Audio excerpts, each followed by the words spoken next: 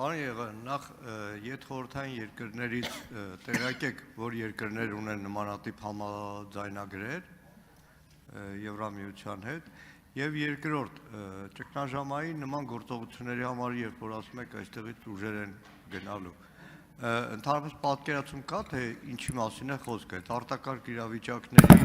փրկարար ծառայության ստորաբաժանում, զինված ուժերի ստորաբաժանումներ, խաղապահ բրիգադից, օրինակ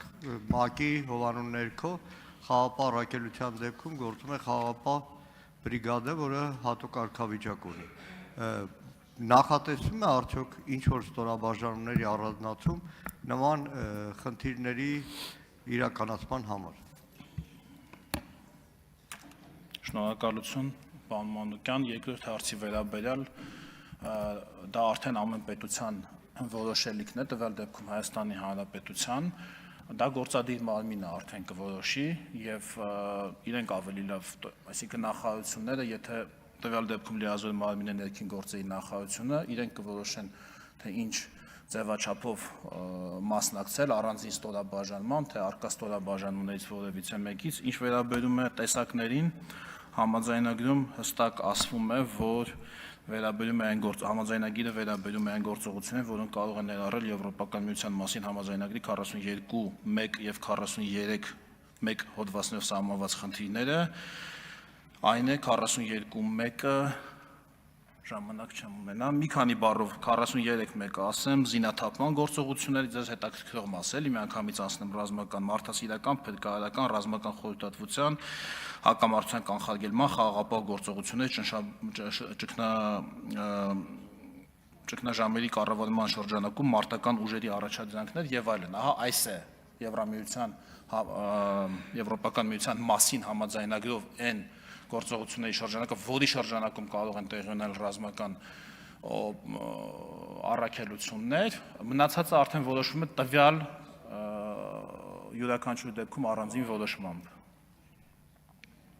Արձագանք։ Պարոն Եղանյան, չեմ հարցնում, որտեղ պարբերաբար Նիկոլ Փաշինյանի կողմից հնչում է մի արտահայտություն, որ Հայաստանի Հանրապետության զինված ուժերը Հայաստանի սուվերեն տարածքից դուրս որևէ գործողություն չեն իրականացնելու։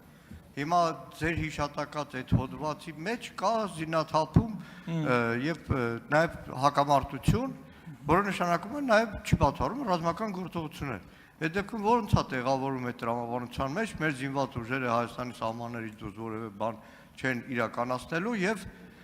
տվյալ դեպքում զինված ուժերի X ստորաբաժանումը մասնակցի որևէ զինված հակամարտության կանխարգելման կամ ուղղակի ներքաշվի զինված հակամարտության մեջ։ Շատ հանգիստ, պարոն Մանուկյան, խոսքը ամեն խոսք ունենում է կոնտեքստ, ասված վերաբերելի մի որոշակի երևույթի, հա, եթե դուք կոնտեքստից խոսքերը միշտ կտրեք, այլ կոնտեքստի վերադնեք, դա չի աշխատի։ Ինձ թվում է հասկանալի է, թե վարչապետը ինչի մասին է խոսել, բնականաբար վարչապետը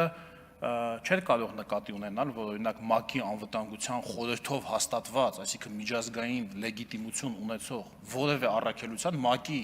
անդամ պետությունը չի կարող մասնակցություն ունենալ։ Ինչի՞ չեն կարող մասնակցություն ունենալ, եթե ՄԱԿ-ի անվտանգության խորհրդի որոշումը կա, ինչ խնդիր կա այդտեղ, եւ սա առաջին անգամ չի։ Մեր խաղաղապահները, ես հիշում եմ, Իրաքում էին մասնակցում, կարծեմ ՆԱՏՕ-ի առաքելություններ, եթե չեմ սխալվում, հիմա էլ կան, չէ՞։ Ուրեմն Իրաքում, Կոսովոյում, երբ Աֆղանստանում կար, Աֆղանստանում էլ էին մասնակցում եւ բնականաբար հասկանալի եւ բնականաբար վարչապետի ասածը չէր կարող վերաբերելի լինել, օրինակ